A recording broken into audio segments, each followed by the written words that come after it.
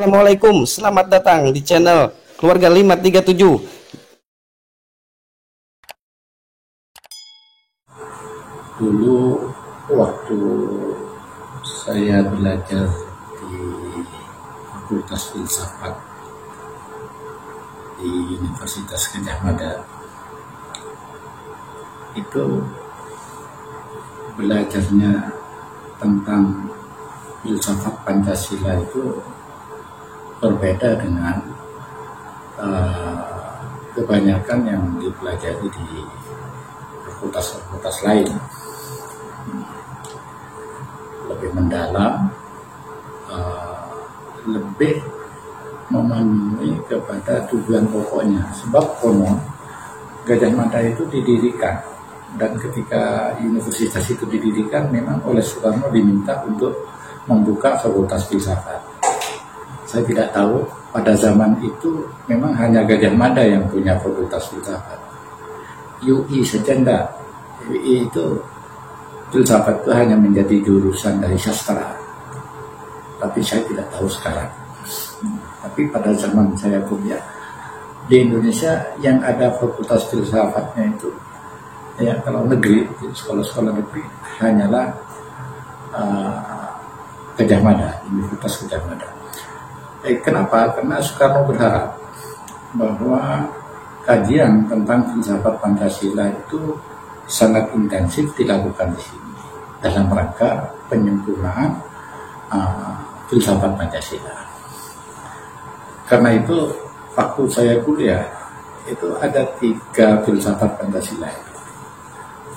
Filsafat Pancasila 1 itu kita belajar secara historis, jadi sejarahnya, bagaimana munculnya.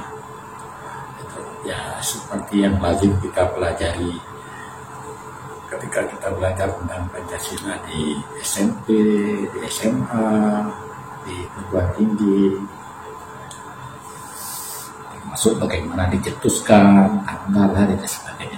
Pendek kata, kita mempelajari filsafat Pancasila secara historis. Itu Pancasila 1. Pancasila 2 itu mempelajari tentang Pancasila sebagai dasar hukum. Jadi di situ kandungan Pancasila dipelajarinya secara hukum, dilihat dari yuridis, dari sektor hukum. Kemudian ada Pancasila 3, filsafat Pancasila 3. Di filsafat Pancasila 3 ini kita mempelajari Pancasila dari 2 sektor. Pertama, apa filsafat Pancasila itu menurut kacamata ilmu filsafat atau menurut kacamata filsafat itu sendiri. Kemudian sektor yang kedua adalah apa kandungan-kandungan kefilsafatan yang ada dalam Pancasila. Jadi kalau yang pertama filsafat lain memandang Pancasila, ya. Kalau yang kedua ini kita lihat kandungan-kandungan kefilsafatan dalam Pancasila. Ada tradisi dari dosen yang memasuki Pancasila 3 itu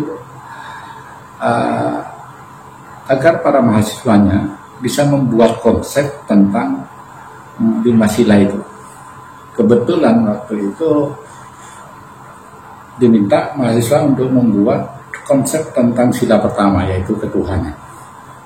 Jadi Tuhan yang menurut kamu itu paling benar itu kayak apa? Yang disebut Tuhan itu kayak apa? Itu diminta seluruh mahasiswa menyajikan sebuah makalah lalu mempidatukan bahwa Tuhan yang benar itu yang kayak begini. Jadi itu dalam rangka mempertajam, mengisi kandungan sila pertama itu sebagai sebuah filsafat.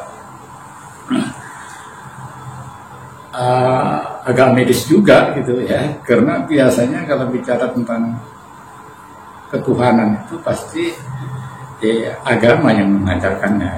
Tapi karena ini filsafat, manusia yang diminta untuk merumuskannya. Waktu itu saya ditunjuk ke depan, ke dalam mimbar, di atas mimbar, untuk bicara tentang itu, mengkonsepsikan Tuhan.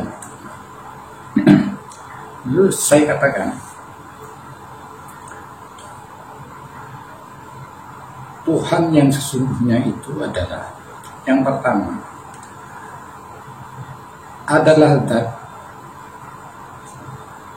yang namanya selalu dipakai untuk diatasnamakan oleh semua perbuatan manusia. Jadi kalau ada perbuatan manusia tidak atas nama Tuhan, maka itu menyalahi prinsip kebenaran tentang Tuhan.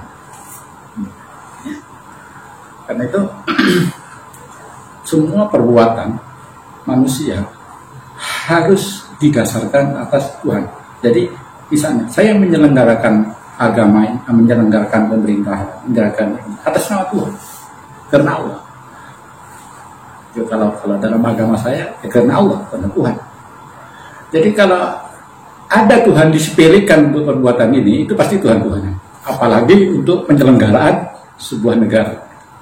Jadi presiden, DPR, MPR harus mengatasnamakan semua perbuatannya atas nama Tuhan. Sehingga dia tidak main-main. Coba, sama lah dengan kalau saya misalnya berdiri di sebuah pabrik. Saya berdiri di sini atas nama presiden, maka tentu omongan saya dipertanggungjawabkan kepada presiden. Kalau tidak, berarti saya berbohong. Dan seluruh apa yang saya sampaikan harus benar, harus baik, tidak boleh ada yang salah. Karena atas nama Tuhan. Tuh, kita bisa bayangkan kalau di Republik ini semua orang melakukan perbuatannya atas nama Tuhan. Kan tidak ada yang berpikir untuk kepentingan politik, kepentingan ini, kepentingan itu. Semua hanya untuk kepentingan Tuhan. Dan pasti konsepsinya benar. Baik. Itu Tuhan yang pertama. Itu Tuhan yang seharusnya. Yang kedua, Tuhan itu harus punya sifat kasih untuk semua. Tidak peduli pada yang ingkar ataupun yang percaya pada Tuhan itu. Dia harus punya sifat kasih.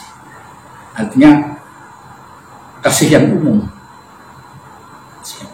Tapi sebaliknya, Tuhan juga harus punya sifat kasih khusus. Khusus pada mereka yang mentaati perintahnya. Kenapa harus begitu? Sebab kalau tidak begini, dunia ini hancur.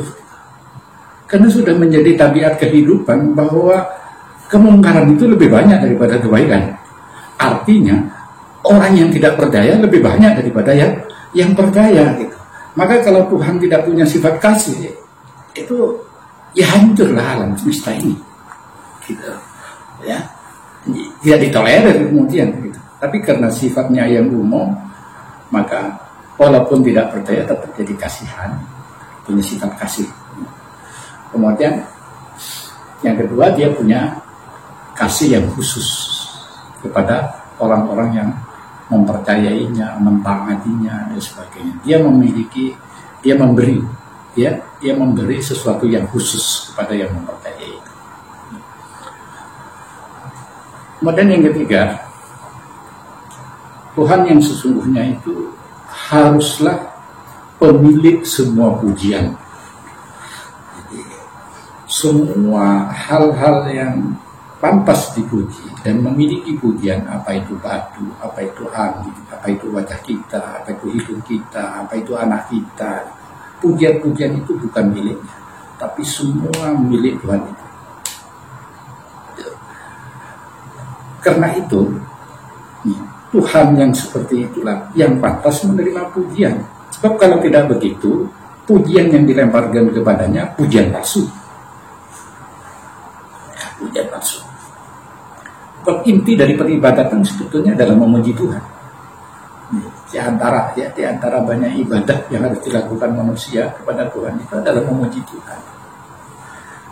Maka Tuhan harus pemiliknya. Maka misalnya kalau anak kita ganteng gitu, ganteng itu bukan milik anak itu, milik Tuhan, karena Tuhan yang membuat anak kita itu ganteng. Kalau anak kita cerdas banget anak ini, bukan milik anak ini. Nah di sini ada prinsip-prinsip tentang ketawaduan makhluknya pada penciptanya. Karena semua keistimewaan yang melekat pada dirinya bukan miliknya, tetapi milik Tuhannya. Kemudian yang berikutnya, Tuhan yang sesungguhnya itu haruslah pemelihara, pencipta, dan penghancur dari alam semesta. Nggak bisa itu menjadi tiga bagian, nggak kesatuan. Dia juga yang menciptakan, tapi dia juga yang memelihara, melindungi, menjaga. Tapi dia juga yang pada akhirnya berkuasa untuk menghancurkannya. Kalau hanya memiliki salah satu, berarti Tuhan itu lemah.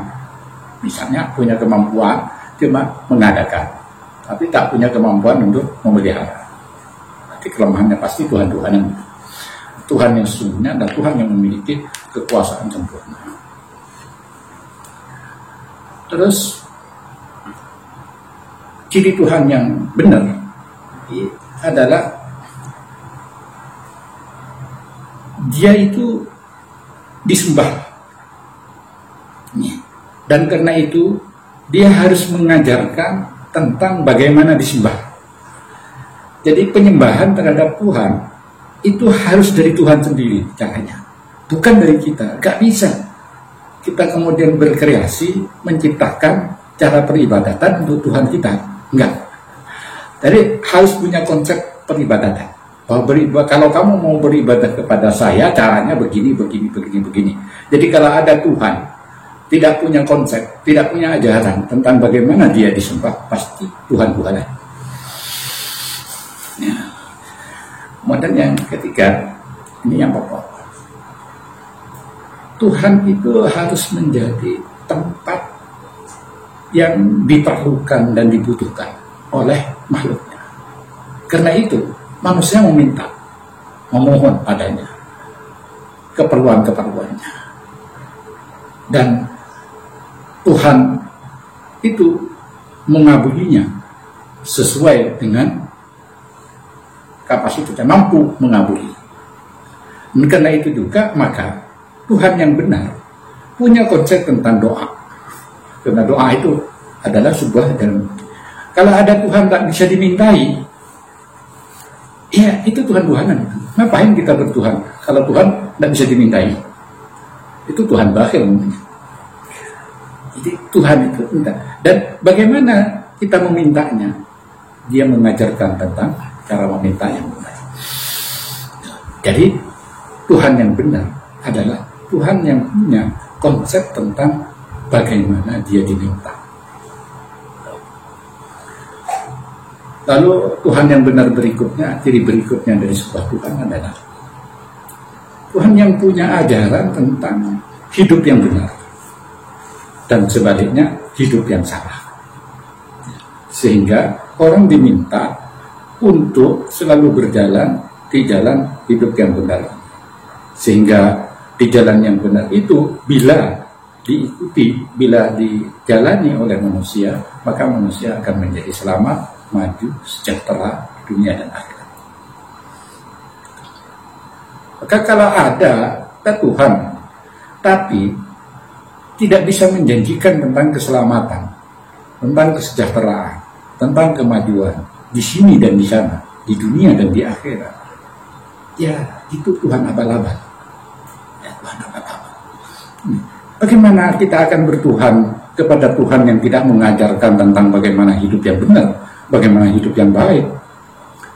Setelah itu, dosen saya bertanya, wah itu luar biasa. Tidak pernah tertulis dalam konsep-konsep ketuhanan yang kita jumpai misalnya dalam ilmu antropologi ataupun bahkan dalam pembicaraan tentang ketuhanan di filsafat. Di filsafat biasanya orang cuma berbicara tentang bukti-bukti tentang keberadaan Tuhan. Tapi yang Anda katakan itu sudah pada tingkat Tuhan yang sesungguhnya, yang dengan praktek-praktek segalanya. Bukan hanya berbicara tentang wujudnya, apakah dia ada atau tidak ada. Si dosen ini karena terpesona dengan konsep itu, dia bertanya, dari mana kamu tahu? Saya dengan jujur kemudian saya bilang, dari surat Al-Fatihah. Bahwa semua konsep ketuhanan itu saya peroleh dari surat Al-Fatihah. Bismillahirrahmanirrahim, itu yang pertama, dengan nama Tuhan. Kemudian tentang atas nama juga, atas nama perbuatan. Sebab Bismillahirrahmanirrahim itu bukan kalimat sempurna itu. Dengan nama Allah yang Maha Pengasih dan Penyayang, tidak titik. Jadi kita yang harus melanjutkan. Dengan nama Allah yang Maha Kasih dan Maha Penyayang, saya lakukan pekerjaan ini. Jadi di situ di atas namakan nama Tuhan. Dengan nama Tuhan yang Maha Kasih dan Maha Penyayang, saya jadi presiden. Dengan nama Tuhan yang kasih dan penyayang, saya jadi anggota DPRD. Seperti itu.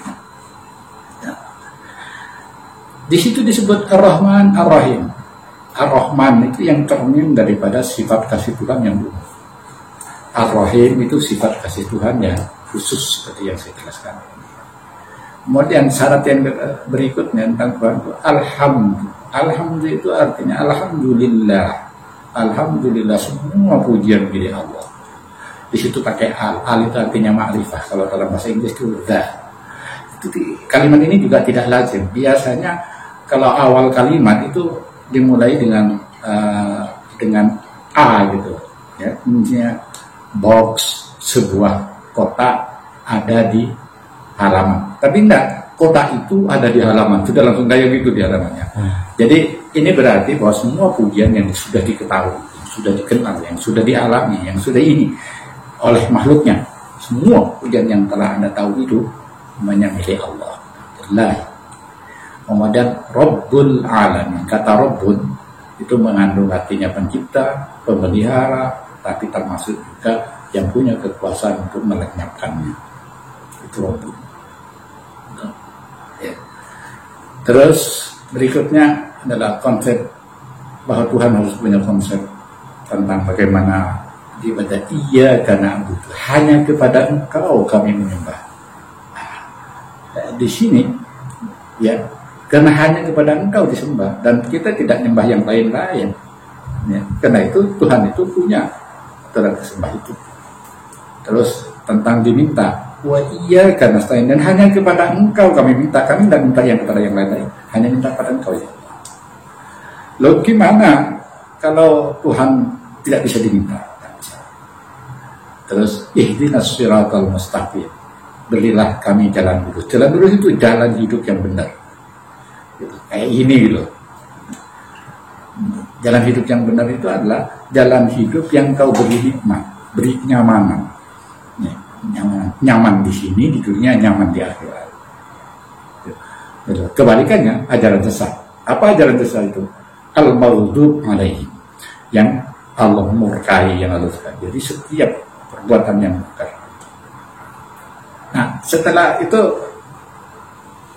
jadi yang kamu pidatokan tadi itu sebuah ajaran agama, ya, sebuah kitab. Dan itu adalah, kalau istilah undang-undang dasarnya itu preambulnya itu, karena itu disebut Al-Fatihah pembukaan. Di pembukaan itu ternyata mengandung konsep tentang sungguh bahagia kita sebagai muslim punya konsep tentang ketuhanan yang benar, bukan konsep ketuhanan yang mati. Kalau pertanyaannya cuma ada dan tidak ada, itu kan konsep bicara tentang Tuhan yang mati. Tapi di sini, di konsep ini terformulasikan bukan cuma ada atau tidaknya Tuhan, tapi kekuasaannya, sifatnya, dan bagaimana diperlakukan, dan bagaimana Tuhan juga berhak memperlakukan kita. Lengkap di sini. Nah, itulah keistimewaan dari surat Al-Fatihah. Terima kasih sudah menonton video ini. Jangan lupa subscribe, share, like, dan komen.